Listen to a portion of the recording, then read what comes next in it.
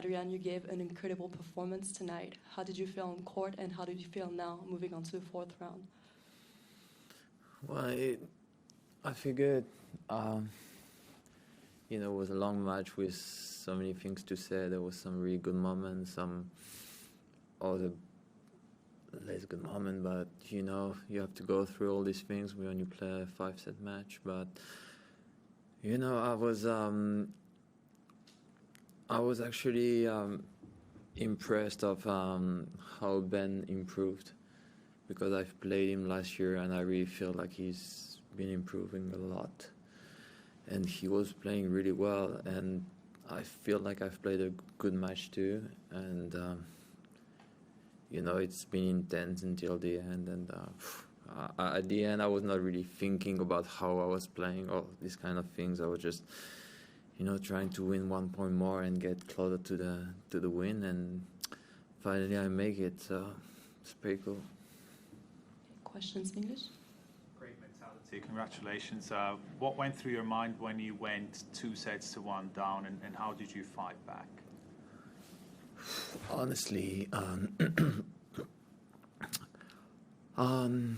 was a little bit upset because I broke him at the end of the 3rd set. I've been serving for the set, and at this moment I was feeling good, but I don't know why I don't think I've played a bad game when I served for the set, but I could have gone a little bit more.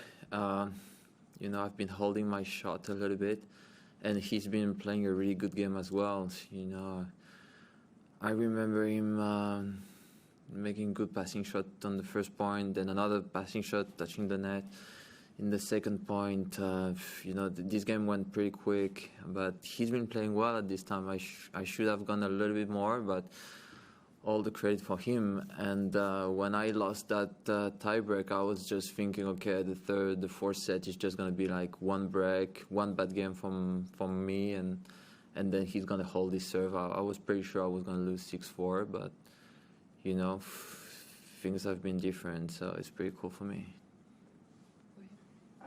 Adrian, congratulations. I think 11 straight 5-set wins for you. Incredible. I just want to ask generally, you said on court to the announcer that you didn't want to know who you play next. People know that about you. Are there ever times where it's a disadvantage? For example, playing Ben today, did you practice against a left-hander, or if you were going to play a Cressy or a John Isner, would your coach ever tell you earlier than normal that you're playing somebody because you need to practice to prepare for that kind of match? No, not at all. You know, I don't think I need to prepare especially for this kind of match. Many players like to play with lefty before playing a lefty, or practicing with a righty before playing a righty. I just think that's bullshit. So, you know, this is one of the reasons why I'm struggling to find partner, because people, they're really intense in their preparation, and they want everything to be perfect, but for me it doesn't really matter. So, you know, yesterday I was just too tired. I've been playing like 15 minutes with my coach, and then I said, no, I don't want nothing more. You know, I've been playing enough tennis the last few days. I think the most important now is to recover and just feel good and prepare on court. So that's the most important. And typically, what is the time frame that you will find out who you play? Is it several hours before, half an hour before? It depends. I always try to keep it as long as I can, because, you know, I just don't want to think too much. But let's say, in average, it's about an hour before. You know, today I was just at the restaurant checking on which court my friends Mahut and Roger Vasselin were playing, and actually watching the screen I saw my match, and I was like, well, now I know. So yeah, it's always different, the different situation. Yesterday, my driver who drove me in the morning just wanted to be nice and said good luck against Mr. Munar. I was like, well, I don't need to know, you know. But, you know, people don't really know. Sometimes it's okay. Last 2 questions here. How to say, 18 aces Ben Shelton made against you.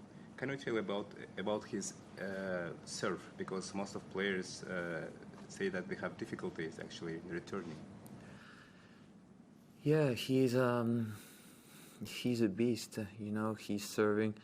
I don't know what's his average speed on the first serve, but it's always really high. Actually, I thought that in fifth set he would make more aces, but you know, he can. Actually, what's the most difficult against him is that when the ball is actually bouncing, it has a lot of life. So you know, it's really bouncing high and fast. So it's really hard to control in the racket. But yeah, I mean, I'm pretty sure he's gonna have amazing results. Like seeing how good he's serving and how fast he's improving, it's really impressive. How tough was the match physically, and also what are you most proud of with the way you played physically, mentally? Well, that was that was really tough physically, but at some point I was just able to switch off my brain and stop thinking about the soreness that I would have.